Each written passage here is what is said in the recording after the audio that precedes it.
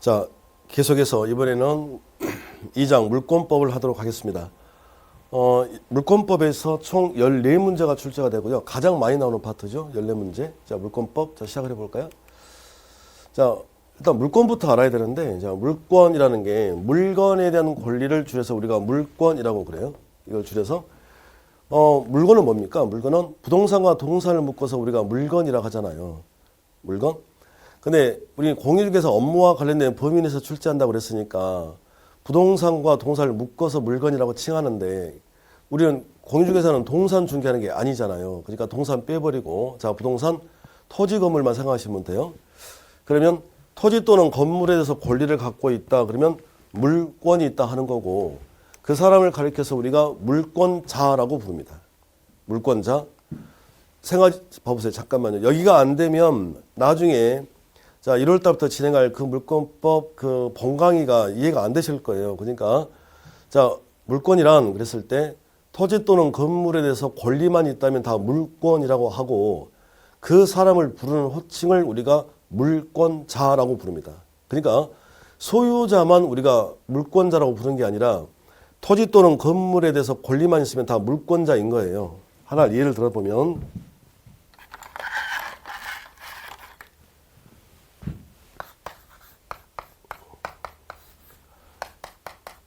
자, 가바구라고 전세권 설정 계약을 했어요. 그럼 여기서 물권자가 누굽니까? 물권자가? 이걸 알아야 되는데. 여기서 물권자는 누굽니까? 라고 하면 일단 첫 번째, 다른 생각하지 마시고요. 토지 또는 건물에 대해서 권리만 있으면 다 물권자인 거예요. 자, 그러니까, 자, 갑은 건물에서 권리를 갖고 있잖아요. 물권자. 그리고 이게 배우실 텐데, 자, 을이 말이죠. 전세권을 가지고 있는 거예요. 그러면 이 건물을 사용할 수 있는 권리가 있잖아요. 소유자만 의미한 게 아니라고요. 자, 그래서 자 전세권을 가지고 있다 그러면 얘도 물권자인 거예요. 다시 자, 갑 토지에 대해서 을이 지상권 설정 계약을 했다. 이거 지상권 이렇게 그러면 자 누가 물권자입니까? 그러면 얘 물권자죠. 토지에 권리가 있는 소유자니까 물권자이고 소유자만 의미를 하는 게 아니라 얘는 지금 지상권이라는 권리를 갖고 있잖아요. 지상권, 토지 사용권, 얘도 물권자인 거예요. 그러니까 토지 또는 건물에 대해서 내가 권리를 가지고 있다. 그러면 그 토지 또는 건물에 권리가 있다. 그게 물권이고 그 사람을 부르는 게 물권자 이렇게 불러주시면 돼요. 그런데 이 토지를 말이죠. 병이라고 하는 사람이 불법으로 이렇게 점유를 하고 있어요. 이렇게 돼 있어요. 불법 점유, 불법으로 점유하고 있다. 그러면 을은 이 지상권이라고는 사용권을 가지고 있는데 얘가 이렇게 불법으로 점유하고 있다면 얘가 사용을 못하는 거잖아요. 이게 이렇게 그러면 야 내가 사용할 거야 나에게 달라고 요구할 수 있는 권리 내놓을래 반환 청구 이걸 가리켜서 우리가 물권적 청구권이라고 부르십니다. 그러면 결국은 뭐가 지금 한 세트가 되는 거냐면 이렇게 세 가지 자 물권자 물권적 청구권이 한 세트라는 거예요. 결국은 이게 가장 중요한데 그러면 결국 물권적 청구권은 누가 갖는 권리라는 소리죠. 물권적 청구권은 물권자가 갖는 권리입니다. 물권자가 갖는 권리야. 이 구조. 자, 다시요. 그리고 나서 이게 법으로 됐다 이런 구조가 되는 건데 그러면 물권법을 하기 전에 도대체 물권이 뭐냐는 거예요. 물권. 그러면 방금 말씀드린 것처럼 물권이란 물건에 대해서 갖는 권리라니까요. 물건에 대해서 갖는 권리 물권. 이거예요. 물건에 대해서 갖는 권리 물권. 물건은 뭐냐 그랬더니 부동산과 동산을 묶어서 우리가 물건이라고 부릅니다. 그런데 공인중개사 시험이니까 동산은 시험이 안 나온다니까요. 그러면 우리는 부동산만 생각하면 되는 거지. 자, 갖고 싶은 부동산은 두 가지가 뭐죠? 토지하고 건물이에요. 자, 방금 다 설명했잖아요. 토지 또는 건물에 대해서 권리가 있다. 물권이 있다. 그 사람을 뭐라고 부른다? 잊어버리시면 안 됩니다. 안 돼요. 자, 그 사람을 우리가 뭐라고 한다? 이걸 물권자라고 한다. 그러면 물건에 권리가 있는 사람이야. 근데 내가 권리 행사를 하려고 봤더니 방해를 받고 있어. 그러면 법에서 이 사람의 권리를 지켜줘야 될 거 아니에요. 그래서 이 사람에게 인정되는 권리가 물권적 청구권이 되겠습니다. 이것이. 그래서 이게 한 세트라는 거 절대 잊어버리시면 안 된다. 자, 두 번째. 자, 이제 물권의 성질인데 내가 물권을 가지고 있으면요. 이제 성질. 물권을 가지고 있으면 성질. 자, 첫 번째가 절대성 그래요. 그럼 이제 항상 반대로 생각을 해보면 되니까, 반대로. 자, 채권은 어떨까요? 물건과 채권의 비교. 내가 물건의 권리를 가지고 있다면 세상 모든 사람에게 다 주장할 수 있는 거예요. 절대성. 근데 자, 채권은 뭐냐면 자, 절대성이 아니라 상대성이라는 말을 씁니다. 상대성. 반대죠, 이게. 채권부터 해볼까요? 예를 들어서 제가 앞에 계신 분에게 돈을 100만 원을 빌려줬다. 한 달 후에 나한테 갚는다는 거예요. 그럼 한 달이 됐다면 나는 돈 100만 원 주세요라고, 돈 갚아주세요라고, 자, 이 돈 빌려간 사람에게만 요구할 수 있는 거지. 채무자도 아닌 사람에게 돈 갚아라 라고 할 수는 없는 거잖아요. 근데 거기에 반해서 내가 물건을 가지고 있다면, 물건의 권리가 있다면 세상 모든 사람에게 다 주장할 수 있다니까요. 다. 이거 보세요. 전세권 물건이죠. 그러면 을은 세상 모든 사람들에게 다 내가 이 집의 전세권자라고 말할 수 있는 거지. 이걸 절대성이라고 합니다. 그러니까 세상 모든 사람이 다 주장할 수 있는 거예요. 물건의 권리를 가지고 있으면 그걸 절대성이라고 부르는 거고요. 그리고 자, 지배성 이랬단 말이에요. 그러면 다시 채권으로 바꿔볼까요? 채권은 지배성이 아니라 이건 청구성 이렇습니다. 청구성. 채권은 청구성. 그러니까 좀 전에 말한 것처럼 제가 예를 들어서 뭐 돈을 100만 원을 빌려줬다. 그러면 100만 원 갚으세요 라고 이렇게 요구하는 거지. 100만 원을 빌려갔다고 그래서 내가 100만 원 동안 100만 원 갚을 때까지 내가 저 사람에게 말을 탈 수는 없는 거잖아. 그러니까 어떤 행위를 요구하는 거예요. 채권을 가지고 있다는 건. 그러니까 지금 이 수업을 듣고 있다면 여러분은 우리 학원에, 우리 방문각에 물권을 가지고 있는 게 아니라 채권을 가지고 있는 거지. 내가 이번 강좌를 통해서 민법이 뭔지 이해할 수 있는 그런 강의 좀 해줄래? 라는 청구성이라니까요. 그러니까 이걸 채권이라 한다. 근데 내가 물권을 가지고 있다면 물건에 대한 권리니까 그 물건을 직접 사용, 지배하면서 누리는 권리라니까요. 2년짜리 계약을 했다고 쳐보세요. 이렇게. 그러면 전세권은 이제 물건인데 2년 동안 이 아파트를 직접 사용할 거잖아요.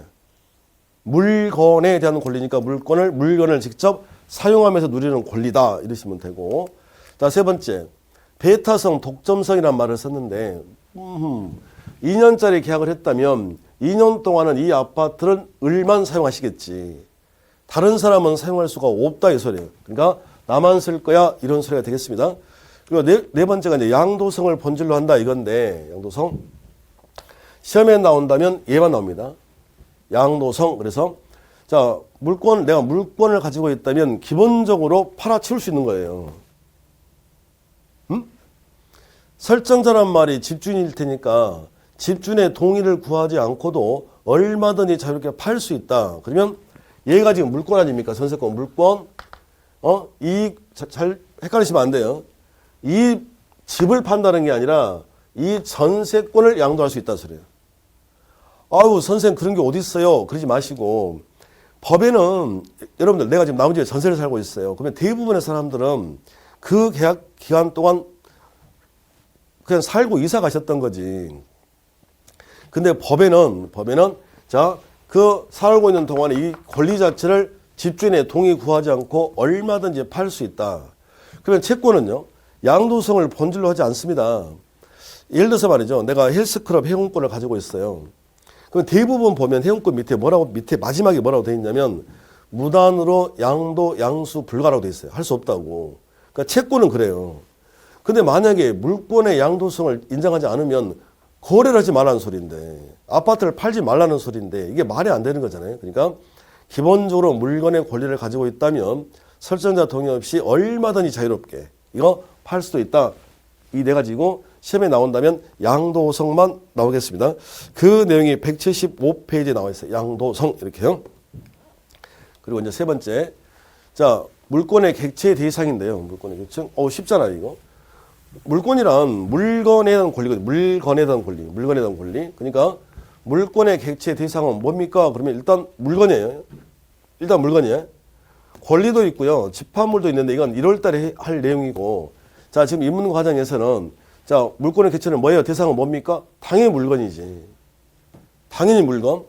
근데 말이죠. 물건인데 어떤 물건이어야 됩니까? 그러면 일단 현존하고 특정 정해져야 하고 독립한 하나의 물건에 대해서 하나의 권리가 만들어집니다. 이 소리는. 좀 어려운가요? 하나의 물건이라는 게, 물건의 권리라는 게 발생이 되려면 일단 그 물건이 있어야 되잖아요, 현존.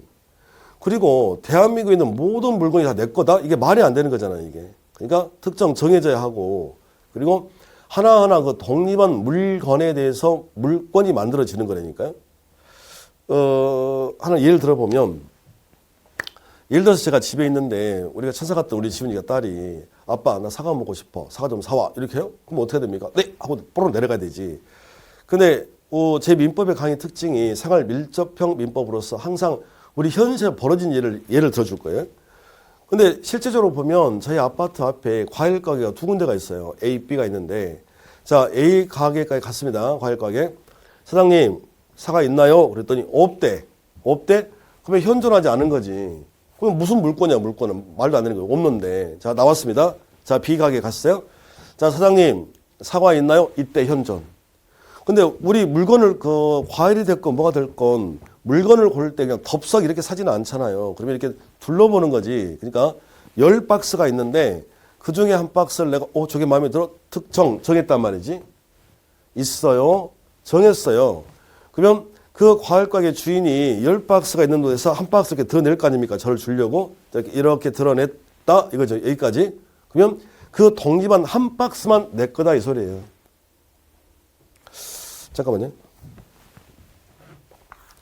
여기 한 동의 아파트가 있습니다. 이 한 동의 아파트가 있는데 이 아파트. 자 여기 소유자가 갑이라는 거예요. 그러면 자 갑하고 을하고 자 전세권을 해요. 전세권. 세일사는 거지.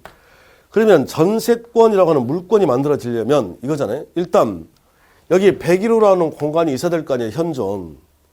한 동 전체가 아니라 101호의 특정 있어야 하고 정해졌고 그리고 독립된 여기에 대해서 전세권이 있습니다. 이렇게 부르는 거라고요. 그러니까 결론은 죄송합니다. 물건의 자 복잡하면 자 물건의 객체는 뭐예요? 물건이야 그냥.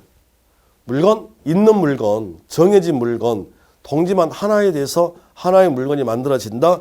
그래서 만들어진 말이 일물일권주의가 되겠습니다. 그래서 만들어진 말이 일물일권주의라는 말이 여기서 나왔다. 자, 일물일권주의만 가볍게 설명을 해드리면 하나의 물건에 하나의 권리가 존재합니다. 이런 뜻이 아니라요.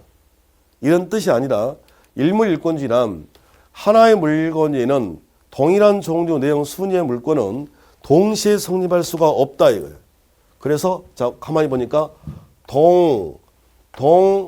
안 돼요 이런 소리예요.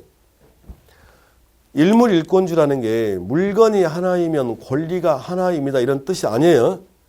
물건이 하나이면 똑같은 게 동시에 나올 수가 없습니다. 알아야 돼요. 물건이 하나야. 그러면 권리도 하나야. 이런 뜻이 아니라 똑같은 게 나올 수가 없다. 예를 들어서 자 이게 분필이가 한 자루가 있어요. 이게 하나잖아요. 하나. 그러면 이 물건이 하나면 소유권은 몇 개 할까요? 물건이 하나면 자동적으로 소유권도 물건이 하나니까 소유권도 하나 이런 소리입니다. 물건이 하나면 소유권도 하나 똑같은 게 나올 수가 없다니까요. 물건이 하나인데 어떻게 소유권이 두 개가 되겠어요. 그러니까 시험용어로 제가 말씀드리면 일물일권주의라는 뜻이 물건이 하나이면 무조건 권리도 하나만 나옵니다는 뜻이 아니라 똑같은 게 나올 수 없다고. 동동 안 돼 이 뜻이에요. 그러면 다르면 얼마든지 가능하다는 소리죠.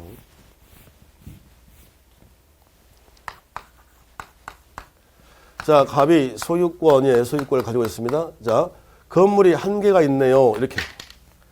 건물이 하나가 있어요. 그러면 당연히 소유권은 하나만 나와야 됩니다. 이 소리입니다. 일물일권주의. 물건이 하나야, 소유권도 하나야 이런 소리. 근데 갑하고 을하고 말이죠. 여기에 자 전세권 이렇게 되는 거예요. 전세권. 그러면 지금 자 소유권과 전세권은 같은 말인가요? 다른 말인가요? 이거죠 지금. 그러면 소유권이라는 권리와 전세권은 완전히 다른 권리잖아요 이게. 그러니까 일물일권주의라는 게 물건이 하나면 권리도 하나 이런 뜻이 아니라 똑같은 것만 나올 수가 없어요. 이런 뜻이니까 소유권하고 전세권은 다르니까 나올 수 있는 거예요. 내가 소유자이면서 세 줄 수 있는 거지. 다시 자, 이 상태에서 말이죠. 이렇게 자, 저당권이 들어올 수 있을까요? 자, 이것도 가능하죠. 왜 그러냐면 좀 보면 자, 뭐가 지금 다 다른 말이죠. 소유권과 전세권, 저당권 다 다르잖아요. 그러니까 이게 가능하다는 소리예요. 근데 여기에 이미 전세권이 있는데 정 앞으로 또 전세권 이렇게 되면 전세권 동이잖아요. 그러면 이 아파트를 을도 사용하고 병도 사용한다? 말이 안 되는 거지. 그러니까 똑같은 게 나올 수가 없어요. 이걸 일물일권주의라고 부르십니다. 이걸 일물일권주의라고 그래요. 뜻을. 자, 조금만 더 살을 붙여드릴게요. 자, 그러면 동시에 소중림할 수가 없다 그랬는데 방금 말씀드린 것처럼 자, 되는 것만 몇 가지만 보실까요? 되는 거. 그러면 부동산 일부의 용익물권이 되냐 이건데 자, 쉽게 하시면 되겠어요. 자, 요 일부만 사용하라 할 수 있냐 이 소리예요. 일부만. 내가 3층짜리 건물을 가지고 있는데 1층에만 전세 줄 수도 있나요? 1층에만 세를 줄 수 있냐 이 소리예요. 1층만 사용할 수 있지. 근데 말이죠. 일부만 담보 이거 되냐는 소리예요. 예를 들어서 내가 돈이 필요해요. 자, 은행 가서 대출을 받으려고 합니다. 그러면 은행에서는 자, 부동산을 가지고 오라고 하지 않겠어요? 뭐 가지고 오라고 그러죠? 부동산 가지고 오라고 그래. 그래서 아파트를 가지고 갔다는 거지. 그러면 거기다가 저당권을 설정을 할 텐데 안방에만 저당권을 설정하세요. 말이 돼야 안 돼. 안 되는 거지. 그러니까 일부만 사용하세요. 됩니다. 안방에만 담보, 안방만 저당권. 이거 이상하지 않습니까? 그럼 안방에만 저당권이 된다면 나중에 경매도 안방만 되겠네. 그럼 안방은 다른 사람이 살고 건너방은 내가 살고 이상하잖아요. 이게. 그러니까 일부에만 저당권 설정할 수 있다 없다 없다. 이러시면 될 것 같고요. 그리고 구분건물, 집합건물도 일물일권주의 예외입니다. 시험은 이게 일물일권주의냐 일물일권주의 예외냐가 나올 거예요. 그러니까 자, 시험용으로 말씀드릴게요. 일물일권주의야 그러면 물건 하나 소유권 하나예요. 물건 하나 소유권 하나. 그러면 일물일권주의 예외란 말을 쓰는 순간에 물건이 하나인데 소유권은 2개 이런 거예요. 물건 하나인데 소유권이 몇 개? 2개. 그러면 예외가 되는 거죠. 그 대표적인 게 집합건물, 구분건물이 그렇습니다.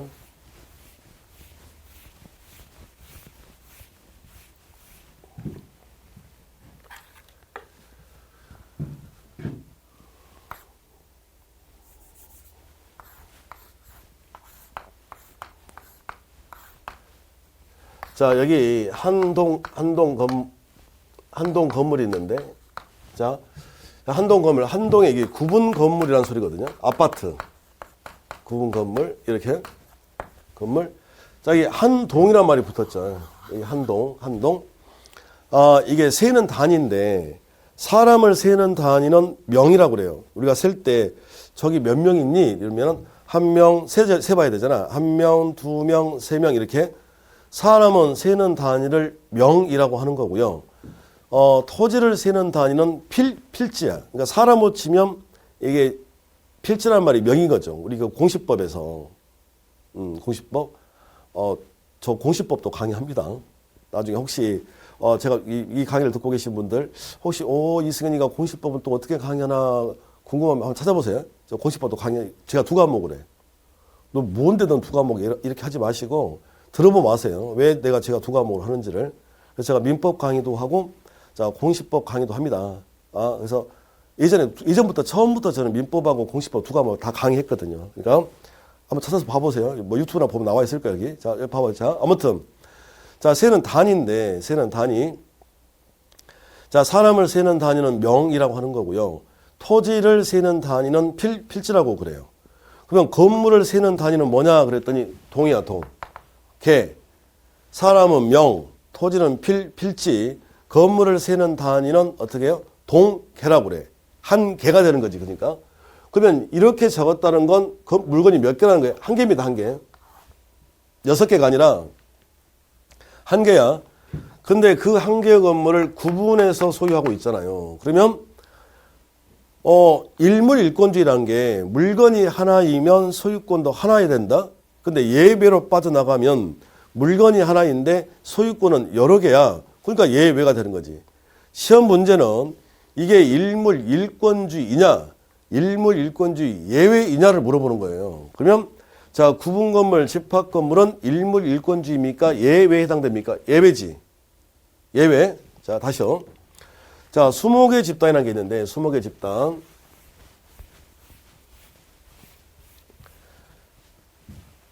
이것도 뒤로 갈수록 다 알아야 되니까 갑이 한 필의 토지를 가지고 있어요. 그러면 한 필이라고 그랬으니까 세는 단위가 한 개죠. 그러면 소유권은 몇 개가 나와야 합니까? 소유권은 한 개만 나오시면 된다 이거예요. 그런데 우리 민법에 가보면 어떻게 규정을 했냐면 토지 소유권의 범위는 정당한 이익이 미치는 범위 내에서 상하에 미친다라고 돼 있어요. 이렇게요. 그러니까 내가 땅을 가지고 있으면 봐보세요. 우리가 토지를 소유하는 목적이 뭐겠어요? 내가 땅을 가지고 있다. 기분 좋아. 이렇게 보려고 이게 아니라 우리가 토지를 가지고 있다면 무릇 건축 행위를 하기 위해서 내가 토지를 소유하지 않겠습니까? 대부분은. 응? 그러니까 땅에다가 건축하고 싶겠지. 근데 말이죠. 토지 소유권의 범위를 이 지표상에 한정해서 토지 소유권을 줘버리면 이것만 하면 건축 행위를 할 수가 없잖아요. 그러니까 정당한 이익이 미치는 범위 내에서 위, 상, 하에 미치도록 해준다. 그래야 내가 건물을 지을 수 있는 거 아니겠어요? 근데 정당한 이익이 미치는 범위라고 하는 말이 내가 땅을 가지고 있어. 나 좋은 거 배웠네. 그러면 내 땅 위도 내 거네. 무한대로 내 거네. 그러면 비행기 못 다니죠. 비행기 날아가려면 소유자가 허락받아야 되는데 아래쪽도 무한대로 내 거야? 이래버리면 이거 전철 못 다니는 거죠. 지하철. 그래서 정당한 이익이 미치는 범위 내에서 상하에 미친대 라고 했다. 그러면 이렇게 이게 하나의 박스라는 거예요. 박스. 구조가 지금. 그러니까 이 지표상도 값 거고요. 위 공간도 값 거고요. 아래 공간도 값의 것이 된다. 이 소린 거예요. 위아래. 그래야 이다가 건축할 수가 있겠죠. 그러면 지금 토지 소유권의 범위 그러면 하나의 박스라고 생각하시면 돼요. 하나의 박스라고 생각하시면 된다. 하나의 박스라고. 자, 그랬다면 말이죠. 자, 박스니까 이 안에 들어간 모든 건 다 값의 것이다 이래야 되는 거지. 전부 다 값. 그러면 자, 여기에 지금 20개의 집단이 있어요. 20개 집단. 그러면 이 안에 들어가면 전부 다 값의 것이 되니까 이 20은 자동적으로 값의 것이 된다 이거야 이렇게. 당연한 소리죠. 근데 이게 말이죠. 자, 명인방법을 갖춘 20이라는 게 있고 등기가 된 20개 집단이 있거든요. 알아야 됩니다. 자, 무슨 얘기야 그러면? 이대로만 두면 전부 다 값의 것이 됩니다. 그런데 이 수목들은 의뢰것이라고 자, 외부에서 명, 백희, 인식할 수 있는 방법을 갖췄어요. 이걸 명인 방법이라고 하세요. 외부에서 명백히 인식할 수 있는 방법을 갖췄어요. 이게 무슨 소리일까요? 여기 20이 있는데 자, 이렇게 돼 있어요. 자, 토지 소유자는 갑이 되는 거고 그러면 일몰일권주에 따라서 물건이 하나이면 소유권은 하나라고 그랬잖아요. 그러면 자동적으로 이 수목도 갑의 것이 돼야 되는데 이 수목은 이승현 거야 라고 이승현 거야 라는 거라고 표피를 깎아가지고 이름을 적어냈다니까요.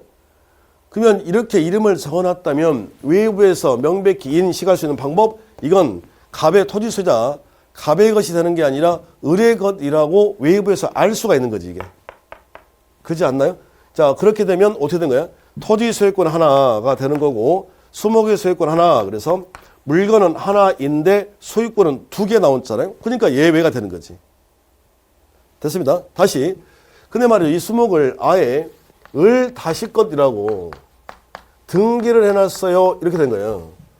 그럼 마찬가지로 토지는 갑의 것이 되는 거고 수목은 늘 다시 것이 되니까 한 필의 토지에 물건 하나에 소유권이 몇 개 되는 꼴입니까? 2개. 그러니까 일몰일권주 예외가 된다. 주의하실게요. 수목의 집단은 그러면 토지 위에 수목이 있는 거니까 이건 자동적으로 토지 소유권자예요. 일몰일권지. 근데 뭘 갖춘? 명인방법을 갖춘 수목의 집단 이렇게 보셔야 되고 또 한 가지가 등기가 된 수목의 집단 이렇게 보는 거예요. 그러면 토지 소유권과 별개로 소유권이 또 나올 수 있잖아. 쉽게 말하면 소유권이 2개. 자, 물건이 하나야. 소유권도 하나야. 일몰일권지. 물건이 하나야. 근데 소유권은 2개야. 예외. 여기까지요. 근데 이제 차이점이 하나는 저당권이 되고 하나는 지금 저당권이 안 된다라고 이렇게 돼 있지 않습니까? 된다, 안 된다? 자, 이거 보세요. 명인방법을 갖춘 수목은 토지 소유자와 별도의 소유자가 나올 수 있어요? 이건 가능해. 근데 여기다가 저당권을 할 수가 없다고 하는 말이 저당권. 이 보세요. 여기다가 소유자 하나를 적는 건 이것만 적으면 되잖아요. 그러면 나무 표피를 이렇게 조금만 이렇게 깎아가지고 이름을 적어 놓으면 된다는 거예요. 근데 만약에 여기다가 저당권을 하려면 어떻게 될까요? 저당권, 채권자, 채무자, 빌려간 돈, 이자, 변제기 다 적어야 되잖아. 그러면 나무 표피를 다 이만큼 깎아야 될 거 아닙니까? 그러면 나무 말라 죽는 거지 이게. 어쩌라고 이게. 그러니까 자 명인방법을 갖춘 수목의 집단은 저당권이 그래서 안 돼요. 연상하실 때 나무 말라 죽지롱 이렇게 하시면 돼요. 나무가 말라 죽어요 이렇게. 근데 등기가 되어 있다 이렇게. 등기가 되어 있다면 이때는 어떻습니까? 등기되어 있으니까 이건 나무 표피를 깎아서 적는 게 아니잖아요. 그러면 등기부에 그냥 기록만 하시면 되는 거잖아요. 이렇게 땡땡땡땡 기록만. 그러니까 얼마든지 뭐가 된다 그러시면 돼. 저당권이 됩니다. 이렇게 해달라 이거예요. 다시 정리 한번 해보죠. 일문일권지란 물건이 하나이면 소유권도 하나다. 일문일권지. 예외로 가면요. 물건이 하나인데 소유권이 2개 이상 이렇게 되면 예외가 됩니다. 그래서 집합건물, 구분건물도 일문일권지다 예외다. 예외야. 다시 수목의 집단은 일문일권지다 예외다. 일문일권지다. 박스. 근데 뭘 갖춘? 명인방법을 갖춘 수목. 등기된 수목은 소유자가 별도로 정해지는 거 아닙니까? 그러니까 예외가 된다는 소리고 명인 방법을 갖췄다. 근데 토지 소유권과 별개로 소유자가 나올 수 있어요. 근데 저당권은 된다 안 된다? 안 된다. 왜? 나무 말라 죽는다. 이렇게. 자, 근데 등기된 수목은 어떻게? 토지 소유자와 별도로 소유자가 있어요. 그리고 등기부에 기록만 하시면 되니까 자, 저당권도 적을 수 있어요. 저당권도 나올 수 있어요. 이렇게 하시면 되겠습니다. 자, 하나만 더 보시죠. 자, 일문일권 예외에서 자, 농작물이 있는데 농작물도 일문일권지 예외입니다. 그러면 농작물은 또 왜 일문일권지 예외냐 그랬더니 농작물의 경우는 말이죠. 농작물은 경작자가 권한 없이 경작을 했다 하더라도 경작자가 가져요. 그리고 여기는 자, 어떤 농작물이어야 되냐 그랬더니 성숙된 농작물을 의미하십니다. 성숙된 농작물. 그리고 이런 명인 방법도 필요가 없어요. 무슨 소리가 이게? 자, 갑토지에 권한 없이란 말이 을이 갑의 허락을 받지 않고 이거예요. 허락을 받지 않고 여기다가 자, 농작물을 경작했어요. 소리야. 이렇게.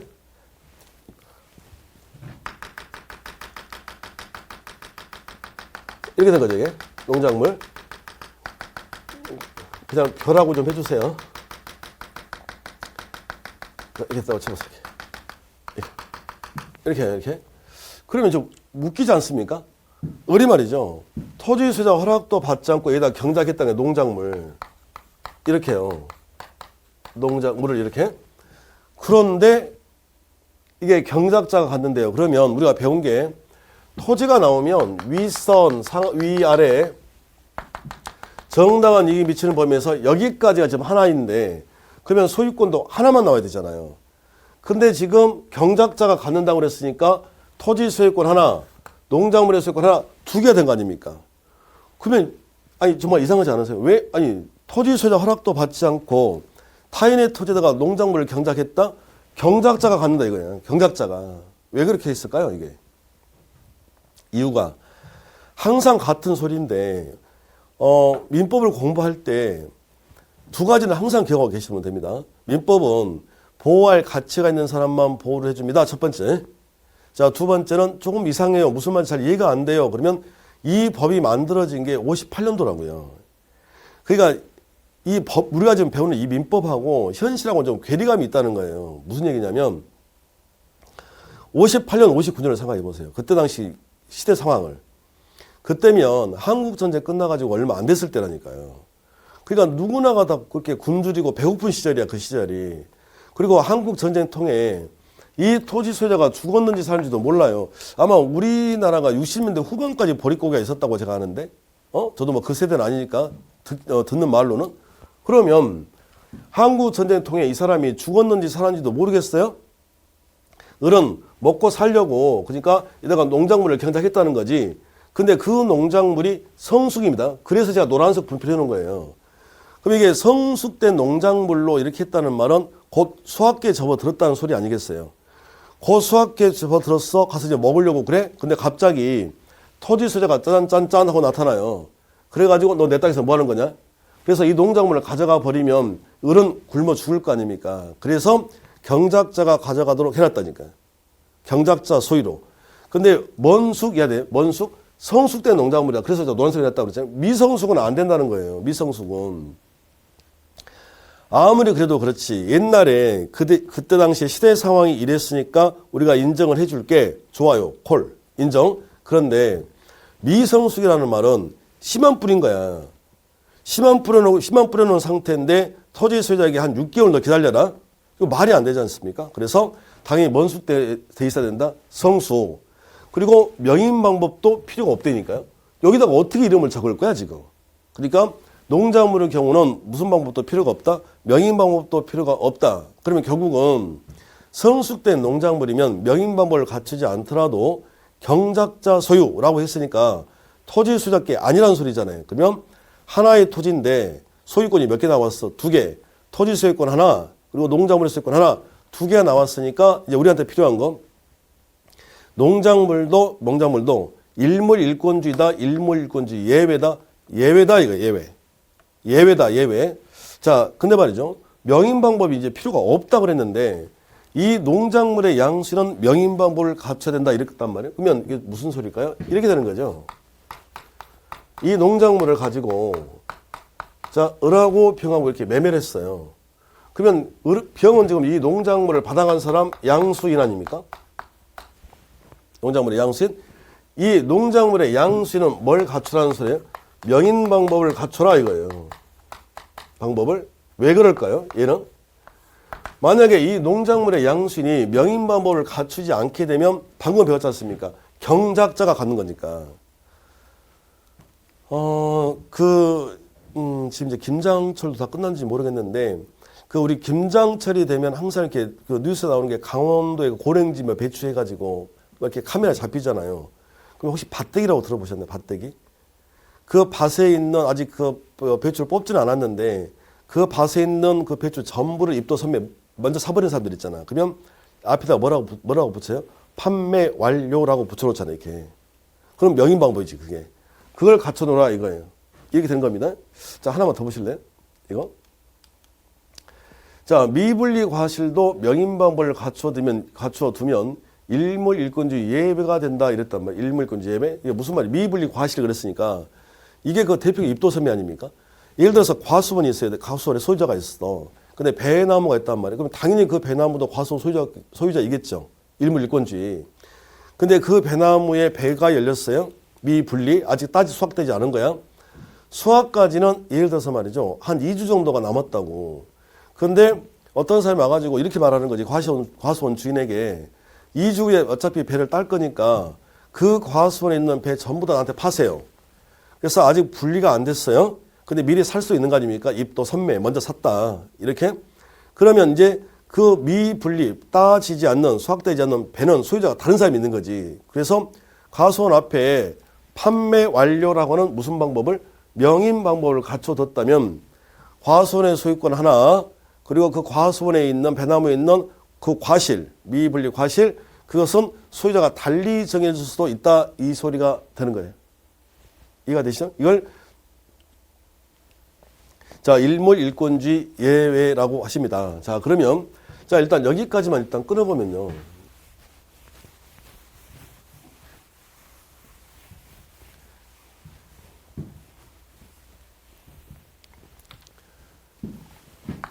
자, 물권법이 지금 구성이, 자, 물권이라는 걸 했고요. 자, 물권. 자, 이렇게 법으로 뺄 거예요. 이게 물권법. 총 14문제 나온다 그랬는데, 물권법을 공부하기 전에 먼저 물권이 뭐냐예요, 물권이. 그래서 물권의 의의라는 걸 했습니다. 자, 물권이란 물건에 대해서 권리가 있으면 물권이 있다고 그래요. 더 쉽게, 토지 또는 건물에 대해서 권리가 있다 그러면 물권이 있는 거예요. 자, 그 사람을 가리켜서 우리가 물권자라고 부르십니다. 그러면 물건에 권리가 있는 사람이지. 자, 아마 다음 시간에 자세하게 배우실 것 같은데 물건에 권리가 있는 사람이에요. 근데 이 권리에 내가 방해를 받고 있다고 하더라. 그러면 그 사람에게 인정되는 권리가 물권적 청구권 이렇습니다. 이 틀을 알아야 돼 이게. 이렇게. 자, 두 번째가 자, 내가 물권을 가지고 있다면 성질. 기억나시던가요? 성질. 어떻게 해요? 성질. 자, 세상 모든 사람에게 다 주장할 수 있다. 절대성이. 자, 물건에 대한 권리니까 그 물건을 직접 지배하면서 누리는 권리야. 지배성. 됐죠? 내가 권리가 있다. 2년 동안 전세 계약 생각해 보세요. 다른 사람은 들어올 수가 없대. 배타성, 독점성. 그리고 물건에 대한 권리니까 이거 설정자 동의 없이 얼마든지 팔아치울 수 있어요. 양도성을 본질로 한다. 그럼 100% 알아야 되는 거고. 자, 세 번째가 자, 물건의 객체 대상이에요. 자, 방금 정리를 했는데 물건에 대한 권리니까 일단 물건이 되니까요. 물건에 권리가 있는 거지. 근데 그 물건에 대해서 권리가 있으려면 그 물건이 존재해야 되잖아. 특정, 현존 있어야 할 거고 정해져 있는 특정. 그리고 동집한 하나의 물건에 대해서만 물권이 성립한다. 이 소리입니다. 여기서 빠져나오는 게 이제 나중에 기본 강의일 때 1월 달에 배우실 텐데 이게 일물일권주의고 시험은 여기서 나오거든요. 사실은. 그래서 지금 그냥 입문 강의, 기초 강의 용어 설명하는 과정이지만 그래서 일물일권주의 좀 자세히 해드렸습니다. 그러면 일물일권주란 말은 물건이 하나야. 그러면 무조건 소유권도 일단 하나야 돼. 물건이 하나니까 소유권 하나야 돼. 근데 물건이 하나인데 소유권이 두 개, 그러면 예외. 시험에는 일물일권주의냐, 일물일권주의 예외냐 이렇게만 나와요. 그러면 자, 부동산 일부만 사용을 할 수 있지. 일부 용익물권 된다는 거예요. 근데 일부만 담보로 제공할 수 있다, 없다? 없다. 이렇게 빼시면 되겠습니다. 일부만 담보 안 돼. 다시. 자, 집합건물 구분 건물은 자, 연습해 봅시다. 집합건물 구분 건물 아파트야. 자, 일물일권주의다, 예외다. 일물일권주의 예외다. 하나인데 구분해서 소유하고 있으니까 예외 이러시면 되겠고. 자, 20개 집단은 일물일권주의다, 예외다. 일물일권주의이다. 근데 뭐가? 명인방법을 갖춘 20개 집단, 등기된 20개 집단, 토지 소유자께 아니야 라고 외부에서 명백히 인식할 수 있는 방법을 갖췄다. 표피를 깎아서 이름을 적어냈다니까요. 그러면 토지 소유권과 별개가 되는 거 아닙니까? 그러니까 예외가 되는 거지. 근데 명인방법을 갖춘 20개 집단은 토지 소유권과는 별개 맞아요. 근데 거기다가 저당권 적을 수 있어, 없어? 없어. 나무 말라 죽어요. 이렇게 했습니다. 다시 등기된 20개 집단도 일물일권주의 예외가 되는 거지. 그러니까 토지 소유권과 별개 이러시면 된다. 이건 나무 표피 깎는 게 아니잖아요. 그러니까 저당권도 돼요. 이렇게 하시면 될 것 같고. 됐습니다. 농작물 했어. 농작물도 일물일권주의다, 예외다.